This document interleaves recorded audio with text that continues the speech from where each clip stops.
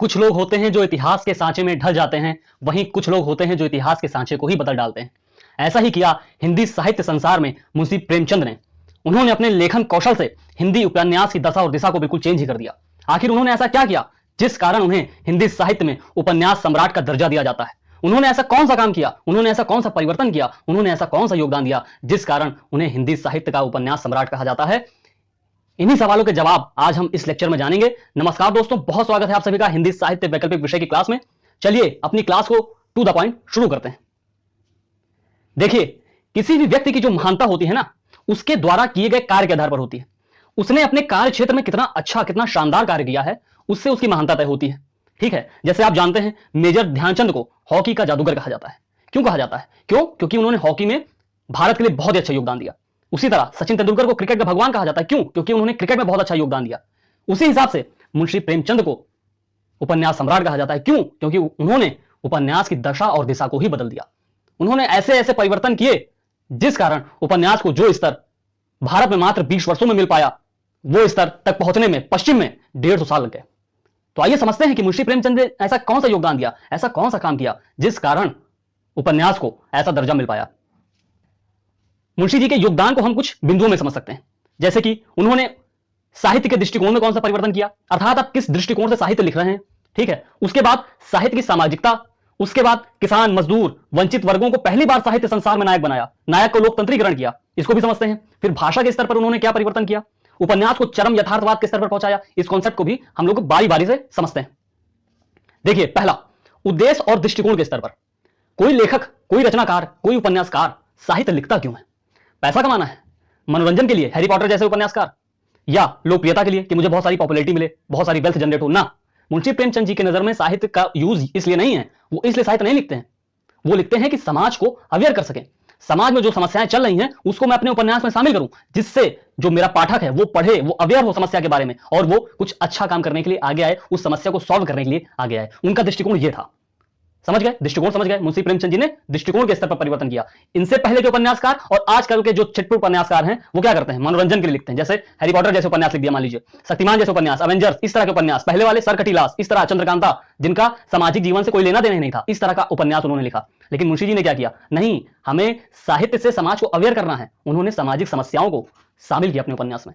ठीक है, उनका उद्देश्य यही था। और जो साहित्य, जो उपन्यास ऐसा करने में विफल है, वो उपन्यास नहीं, कूड़ा है। मुंशी प्रेमचंद जी ने साफ साफ शब्दों में कहा कि जिस साहित्य में हमारी सुरुचि ना जागे, आध्यात्मिक और मानसिक तृप्ति ना मिले, हमें गति और शक्ति ना पैदा हो, हमारा सौंदर्य प्रेम ना जागृत हो, जो हमें संकल्प और कठिनाइयों पर विजय प्राप्त करने की सच्ची दृढ़ता ना उत्पन्न करे, वह साहित्य बेकार है। ऐसा मुंशी जी ने कहा। ठीक है, मतलब हमें मोटिवेट करे, समाज में कुछ सुधार करने के लिए मोटिवेट करे, ताकि हम उस साहित्य को पढ़कर जागे, उठे, जागे और अच्छे काम करने के लिए लग जाएं। तो मुंशी जी का दृष्टिकोण ये था, उन्होंने इस दृष्टिकोण से साहित्य लिखा। ठीक है, अब हम लोग चलते हैं उनका दूसरा योगदान। उन्होंने साहित्य की सामाजिकता को सम्मान किया। अर्थात देखिए, इनसे पहले के उपन्यासकार किस तरह से उपन्यास लिख रहे हैं, जैसे सरकटीलास, जासूसी वाले उपन्यास, ठीक है, चंद्रकांता जैसे जादुई वाले उपन्यास, जिसका समाज से कोई लेना देना ही नहीं था। आजकल के उपन्यास जैसे हाफ गर्लफ्रेंड, ये सब उपन्यास का समाज से कोई लेना देना ही नहीं था। भाई, भूखमरी पे बात करो, बेरोजगारी पे बात करो, आर्थिक शोषण पे बात करो, अर्थव्यवस्था पर बात करो अपने उपन्यास में। लेकिन वो उपन्यासकार ऐसा नहीं कर रहे थे। अर्थात उन्हें साहित्य की सामाजिकता का सम्मान ही नहीं करना था। साहित्य की सामाजिकता का आशय यह है कि साहित्य एक सामाजिक प्रॉपर्टी है, सामाजिक वस्तु है। अर्थात साहित्य और समाज में बहुत गहरा नाता है। जैसे जैसे समाज में परिवर्तन होता जाएगा, वैसे वैसे साहित्य में परिवर्तन होता चला जाएगा। अर्थात समाज में जो समस्याएं हैं एट द टाइम, वो आप अपने उपन्यास में शामिल करो ना। क्यों सरकटीलास, शक्तिमान टाइप के उपन्यास लिख रहे हो? नहीं, नहीं चाहिए, हमें नहीं चाहिए ऐसा उपन्यास। ऐसा उपन्यास पढ़ के क्या हमारा पाठक जागेगा? क्या हमारा पाठक अवेयर होगा? क्या हमारा पाठक अच्छे काम करने के लिए आगे आएगा? ना ना ना, बिल्कुल नहीं। समझ रहे हैं? तो उन्होंने साहित्य की सामाजिकता का सम्मान किया। उन्होंने कहा कि साहित्य समाज का दर्पण है। जो समस्याएं समाज में चल रही हैं उसको जब तक शामिल नहीं करोगे, वो उपन्यास कूड़ा है, कूड़ा। ठीक, उन्होंने सामाजिक समस्याओं को केंद्र में रखा। जैसे वेश्या की क्या समस्या चल रही है सेवा सदन उपन्यास में, विधवा जीवन, बेमेल विवाह, ना जाने कितनी समस्याओं को, किसान, ऋण, तंगी, भूखमरी, बेरोजगारी, शोषण, आत्महत्या, ना जाने कितनी तरह की समस्याओं को अपने उपन्यास में स्थान दिया। इनसे पहले ऐसा नहीं होता था, इन सब समस्याओं को स्थान ही नहीं मिलता था उपन्यास में। और इनके बाद जब मुंशी जी को देखा तो उपन्यास में ये सब समस्याएं शामिल हुई, इसलिए मुंशी जी को सबसे बड़ा, सबसे महान उपन्यासकार माना जाता है। समझ रहे हैं? और रामविलास शर्मा ने तो यहां तक कह दिया कि 1916 से 1936 तक का भारतीय इतिहास अगर नष्ट हो जाए तो प्रेमचंद की रचनाओं के आधार पर ज्यादा प्रमाणिक तरीके से वो इतिहास दोबारा लिखा जा सकता है। देखिए, इतिहास और साहित्य का संबंध यही है कि इतिहास में तिथि और घटनाएं सत्य होती हैं, बाकी सब झूठ होता है। आपने कहावत जरूर सुनी होगी कि इतिहास उसी का लिखा जाता है जो विजेता होता है, उसका नहीं लिखा जाता जो हार जाता है। इसलिए इतिहास में जो घटनाक्रम है, तिथि है, वो तो सही हो जाए, बाकी सब झूठ होता है। लेकिन साहित्य में तिथि, घटना, चरित्र के नाम, ये सब भले झूठ हों, लेकिन जो समस्या दिखाई जा रही है वो सत्य होती है। समझ गए? तो उन्होंने साहित्य की सामाजिकता का सम्मान किया, साहित्य को समाज से जोड़ा, साहित्य में सामाजिक समस्याओं को शामिल किया। उसके बाद उन्होंने क्या किया? वंचित वर्गों को साहित्य में स्थान मिला। देखिए, इससे पहले के उपन्यासकार और आजकल के उपन्यासकार चरित्र को कैसा लेते हैं? खूब सारा सुंदर हो, बलवान हो, लंबा चौड़ा, बॉडी बिल्डर टाइप का, बाहुबली टाइप का हो। उन्होंने कहा भैया समाज में ऐसे व्यक्ति देखने को मिलते हैं, अगर ऐसे व्यक्ति देखने को मिलेंगे तो उनके पास समस्याएं नहीं होंगी। लेकिन जो व्यक्ति समस्या से जूझ रहा है, क्या वो सुंदर रह पाएगा? क्या वो लंबा चौड़ा, बलवान, शक्तिशाली रह पाएगा अपने जीवन में? नहीं। 35 वर्ष की उम्र में ही बूढ़ा लगने लगेगा, जैसा कि उन्होंने गोदान में जिक्र किया है हूरी का और धनिया का। तो उन्होंने गोदान में हूरी, रंगभूमि में सूरदास, इस तरह के चरित्र को शामिल कर कर एक क्रांतिकारी परिवर्तन चरित्र योजना के स्तर पर किया है साहित्य में। अर्थात उन्होंने उपन्यास में कैरेक्टर कैसे उतारे? जो वंचित वर्ग से हों, जो किसान से हों, किसान वर्ग से हों, जो सामाजिक समस्याओं से लड़ रहे हों, जूझ रहे हों, ऐसे कैरेक्टर्स को साहित्य में नायक का दर्जा दिया, नायक का। उन्होंने गोदान में हूरी जैसे चरित्र को नायक बनाया। आप ध्यान से देखिए किस तरह का कैरेक्टर है। उन्होंने साफ साफ उसमें जिक्र किया है, बौना, काला, जिसका नाक टपटी हो, इस तरह का उन्होंने फिजिकल कैरेक्टर का जिक्र किया है, ताकि जो मेरा उपन्यास है बिल्कुल प्रामाणिक लग सके। भाई, सामाजिक समस्याएं इन्हीं सब व्यक्तियों के साथ तो होती हैं, वंचित वर्गों के साथ ही तो होती हैं। जिनकी आर्थिक स्थिति बहुत अच्छी हो, उनके साथ सामाजिक समस्याएं कम देखने को मिलती हैं। ठीक, तो उन्होंने वंचित वर्गों को पहली बार साहित्य में स्थान दिया, वो भी नायक बनाया। नायक, होरी को नायक का दर्जा दिया है गोदान में। इसलिए गोदान पूरे हिंदी साहित्य संसार में क्रांतिकारी उपन्यास माना जाता है। ठीक है, नेक्स्ट पॉइंट, भाषा के स्तर पर सुधार किया। देखिए, प्रेमचंद जी से पहले जो भाषा प्रयोग की जाती थी, वो भाषा कम्युनिकेट करने के लिए नहीं प्रयोग की जाती थी, लोगों को समझाने के लिए नहीं प्रयोग की जाती थी, भाषा का आतंक दिखाया जाता था। देखो हम कितनी संस्कृत जानते हैं, हम देखो कितनी इंग्लिश जानते हैं। मुंशी जी ने कहा, अरे भाई, हमें साहित्य से समाज को अवेयर करना है, तो भाषा भी ऐसी इस्तेमाल करो जो पाठक वंचित वर्ग से वो समझ तो पाए। देखिए, वंचित वर्ग का व्यक्ति ना ज्यादा पढ़ा लिखा होगा, ना उसे इंग्लिश आएगी, ना उसे संस्कृत आएगी, तो क्यों ना हम ऐसी भाषा को इस्तेमाल करें जिससे ज्यादा लोगों तक मेरा साहित्य पहुंच सके। तो उन्होंने क्या किया? बिल्कुल सहज सरल हिंदुस्तानी भाषा का इस्तेमाल किया। वो भाषा जो गांधी जी स्वतंत्रता संग्राम में प्रयोग कर रहे हैं, लोगों से कम्युनिकेट करने के लिए, लोगों से स्पीच करने के लिए, लोगों से बातचीत करने के लिए, गांव गांव तक, घर घर तक जा रहे हैं, उसी भाषा में बात कर रहे हैं। तो मुंशी जी ने भी कहा, क्यों नहीं मैं अपने साहित्य में शामिल करूं। समझ रहे हैं? जैसे आजकल अगर आप उपन्यास लिखने बैठे, तो अगर आप इंग्लिश में लिखने बैठेंगे तो ज्यादा 30% लोग पढ़ पाएंगे, समझ पाएंगे। लेकिन मुंशी जी को तो पूरे समाज तक पहुंचना था ना, वंचित वर्गों तक पहुंचना था, अपनी बात पहुंचानी थी, ताकि वो उठे जागे काम करने के लिए आगे आए। तो मुंशी जी ने सहज भाषा का प्रयोग किया। कोई आतंक नहीं दिखाना चाहा कि देखो मुझे इतनी भाषाएं आती हैं, ना, बिल्कुल नहीं। उन्होंने बिल्कुल सरल और सहज भाषा का प्रयोग किया। समझ रहे हैं? उसके बाद उन्होंने क्या किया? उन्होंने उपन्यास को चरम यथार्थवाद के स्तर पर पहुंचाया। इस कॉन्सेप्ट को जरा समझ लेते हैं 2 मिनट में। देखिए, उपन्यास एक यथार्थवादी रचना है, उपन्यास एक यथार्थवादी विधा है। यथार्थवाद का मतलब है जो समाज में जैसा चल रहा है बिल्कुल वैसा दिखा देना। मुझे कोई कलम का हस्तक्षेप नहीं करना है, मतलब मुझे अपनी पेन से कुछ भी नहीं लिख देना है, मुझे अपनी पेन से वही लिखना है जो समाज में चल रहा है। उसे कहते हैं चरम यथार्थवाद का स्तर। अब चरम यथार्थवाद क्या? देखिए, कोई भी व्यक्ति अपने शुरुआती लेखन काल में ही महान नहीं बन जाता, प्रैक्टिस करते करते वो महान बनता है। समझ रहे हैं? मुंशी जी शुरू में यथार्थवादी उपन्यास नहीं लिख रहे थे, लेकिन उन्होंने देखा कि हमें तो उपन्यास को यथार्थवाद का स्तर प्रदान करना है, तो मैं क्यों ना चरम यथार्थवाद तक उपन्यास को पहुंचाऊं। चरम यथार्थवाद का मतलब है कि जो समाज में जैसा है बिल्कुल वैसा दिखा देना, और अंत में ना मैं किसी का हृदय परिवर्तन कराऊंगा, ना मैं समस्या का समाधान दिखाऊंगा। समस्या का समाधान क्यों दिखाऊं भाई, जब सामाजिक जीवन में जो असली जीवन चल रहा है लोगों का, उसमें समस्या का समाधान होता नहीं है, किसान आत्महत्या कर लेते हैं, तो मैं क्यों दिखाऊं। उन्होंने क्या किया? उन्होंने गोदान में होरी जैसे किसान को मार दिया।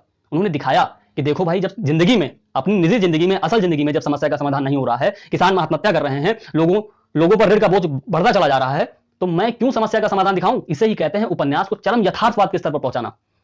मतलब जो बिल्कुल जैसा यथार्थ है, जितना घटिया से घटिया यथार्थ हो या अच्छा से अच्छा यथार्थ हो, अच्छी से अच्छी समस्या, घटिया से घटिया समस्या, वो सब उन्होंने अपने उपन्यास में शामिल किया। और अंत में गोदान में अपने नायक होरी को मारकर घोषणा कर दी कि अब उपन्यास चरम यथार्थवाद के स्तर पर पहुंच गया है। मात्र 20 वर्षों के लेखन काल में मुंशी जी ने उपन्यास को चरम यथार्थवाद के स्तर पर पहुंचाया, और यही स्तर छूने में पश्चिम में अर्थात वेस्टर्न कंट्रीज में 150 से 200 साल लग गए। तो ये मुंशी जी के लेखन कौशल का ही परिणाम था, जिस कारण उपन्यास इस स्तर पर पहुंच पाया, जिस कारण हिंदी साहित्य इस स्तर पर पहुंच पाया। क्यों? क्योंकि उन्होंने मुंशी जी को देखा, फॉलो किया। भाई, उनकी इतनी पॉपुलैरिटी हो गई, फॉलो किया, और उनकी थीम्स पर ही रचनाएं करना शुरू किया अन्य लेखकों ने।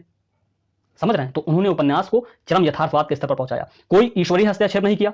मतलब आप देखते होंगे ना मूवीज में, फिल्मों में, कि समस्या चल रही है, अंत में हीरो जाता है माता रानी के मंदिर या मस्जिद में और सिर झुकाता है और होता है कि हाँ चमत्कार हो गया, देखो भगवान या खुदा ने सब कुछ सही कर दिया। ऐसा नहीं किया उन्होंने उपन्यासकार में, अपने उपन्यास में नहीं। ऐसा क्यों करूं? ऐसा होता ही नहीं है, असल जिंदगी में ऐसा होता नहीं, मैं क्यों दिखाऊं? कोई हृदय परिवर्तन नहीं किया। हृदय परिवर्तन का आशय है, गांधी जी ये मानते थे कि बुराई व्यक्ति में नहीं, बुराई होती है परिस्थितियों में। अगर परिस्थितियां किसी व्यक्ति की अच्छी हो जाएं तो निश्चित तौर पर वह व्यक्ति अच्छा हो जाएगा। तो हृदय परिवर्तन का मतलब है कि पहले वह व्यक्ति बहुत बुरा था, लेकिन अंत में परिस्थितियां अच्छी हो गई तो वो व्यक्ति अच्छा हो गया। लेकिन उन्होंने ऐसा नहीं किया। अपने उपन्यासों में उन्होंने परिस्थितियों को नहीं बदला, उन्होंने चरित्रों का हृदय परिवर्तन नहीं कराया। हाँ, हालांकि कुछ चरित्र, एक दो चरित्र देखने को मिल जाएंगे जिनका हृदय परिवर्तन हुआ, लेकिन बाकी चरित्रों को बिल्कुल वैसा ही दिखाया जो समाज में देखने को मिलते हैं। बुरे हैं तो बुरे ही मरेंगे, अच्छे हैं तो अच्छे ही मरेंगे, मृत्यु तक पहुंचेंगे। समझ रहे? जो जैसा है बिल्कुल वैसा दिखा देना, यही है उपन्यासकार का चरम यथार्थवाद का स्तर। ठीक, नेक्स्ट पॉइंट। और उन्होंने ऐसा सब करके उपन्यास को एक ऐसा मजबूत आधार प्रदान किया जिसके सहारे अन्य उपन्यासकारों ने अपना रचना कर्म किया। देखिए, महानता उसी में होती है जो व्यक्ति किसी कार्य को ऐसा करे जिसको लोग आने वाले समय में फॉलो करें। देखिए, नोबल राइटर तो हर कोई है, हर कोई उपन्यास लिखता है, लेकिन उपन्यासकार को जिस स्तर पर मुंशी जी ने पहुंचाया वो कोई नहीं कर पाया। उपन्यास इस स्तर पर था क्यों? जादुई किस्म की रचनाएं, जासूसी किस्म की रचनाएं लोग कर रहे थे, मनोरंजन के लिए लोग लिख रहे थे, पैसा कमाने के लिए लोग लिख रहे थे। तो ये तो उपन्यास सबसे घटिया स्तर का हुआ ना भाई। उस समाज से कोई ताना बाना ही नहीं है, उसका समाज से कोई लगाव ही नहीं है, कोई जुड़ाव ही नहीं है। ऐसा उपन्यास तो बिल्कुल कूड़ा हुआ ना। लेकिन मुंशी जी ने क्या किया? उपन्यास को इस स्तर पर पहुंचाया, उपन्यास को इस स्तर पर पहुंचाया, चरम यथार्थवाद के स्तर पर पहुंचाया, और उपन्यास को समाज से जोड़ा, सामाजिक समस्याओं को शामिल किया। अब जब ये स्टैंडर्ड सेट कर दिया इतना शानदार, तो अन्य लेखक तो समझ गए ना स्टैंडर्ड ये है तो मुझे इसके हिसाब से लिखना है, तो बाकी लेखक यहां से शुरू किए। लेकिन मुंशी जी ने कहां से शुरू किया? इतने नीचे से शुरू किया था, और अपने लेखन कौशल से यहां तक उपन्यास को पहुंचाया। इसलिए हिंदी साहित्य में मुंशी जी को इतना महान उपन्यासकार माना जाता है। ज्यादा उपन्यास नहीं लिखे, 15-20 उपन्यास ही लिखे हैं बस, लेकिन इतना महान उपन्यास सम्राट इसीलिए कहा जाता है क्योंकि मुंशी जी ने उपन्यास को एक ऐसा स्टैंडर्ड दिया। समझ रहे हैं? जिस स्तर तक पहुंचने में पश्चिम को उपन्यास को 150 साल लगे, मुंशी जी ने मात्र 20 वर्षों के लेखन काल में ही उपन्यासकार को उस स्तर तक पहुंचा दिया, उपन्यास को उस स्तर तक पहुंचा दिया। इसलिए जो हिंदी साहित्य संसार मुंशी जी का सदैव ऋणी रहेगा। ठीक है, अब आप यूपीएससी मेंस में या साक्षात्कार में अगर आपसे कोई प्रश्न ये पूछ लेता है कि मुंशी जी ने हिंदी साहित्य में कायाकल्प कर दिया, मुंशी जी ने उपन्यास में कायाकल्प कर दिया, या मुंशी जी को उपन्यास सम्राट क्यों कहा जाता है, आप इसका शानदार जवाब दे पाएंगे। इन्हीं शब्दों के साथ अपनी वाणी को विराम दूंगा। हृदय की गहराइयों से बहुत बहुत धन्यवाद आपका। जय हिंद।